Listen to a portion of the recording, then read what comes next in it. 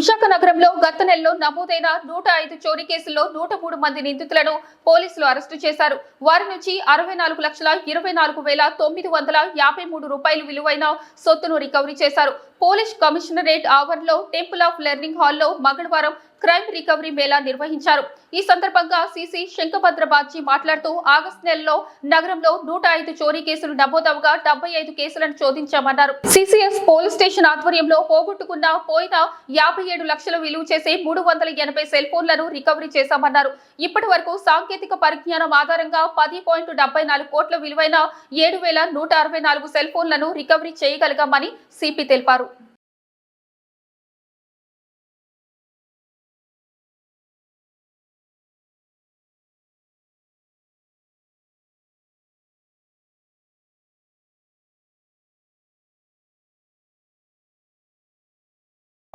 కోటి 21,24,953 రూపాయల విలువైన వస్తువులు రిటర్న్ చేస్తున్నాం బాధితులకు.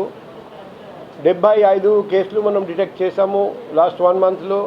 అందులో 3 robbery case, 1 HB day, 4 HB night, 4 snatching cases, 18 motor cycle theft, 4 VAT theft case, 1 cycle theft case, 40 ordinary thefts ఉన్నాయి.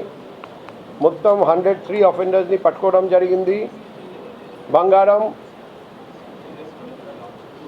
527.395 గ్రామ్స్, క్యాష్ 5,70,500 రూపాయలు, 18 motor cycles, 423 mobile phones, Sony LED TV 1, 15 car tyres, 2 auto tyres, 4 ఆవులు, గేదెలు, aluminium sheets 340, copper wire 10, transformers, copper staves 6, మొత్తం 1,21,24,953 రూపాయలు. So అందులో last month కంటే కూడా ఎక్కువ రికవరీ అయింది.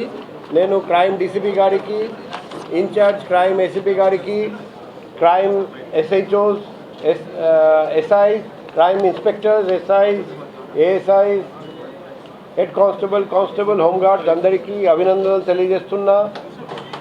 అందులో మ్యాక్సిమం రికవరీ జరిగింది. స్టీల్ ప్లాంట్ 31 లక్షలు కంటే ఎక్కువ రికవరీ జరిగింది.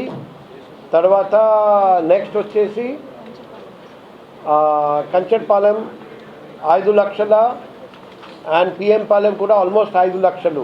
సో మంచి రికవరీ చేసిన అందరికీ అభినందనలు.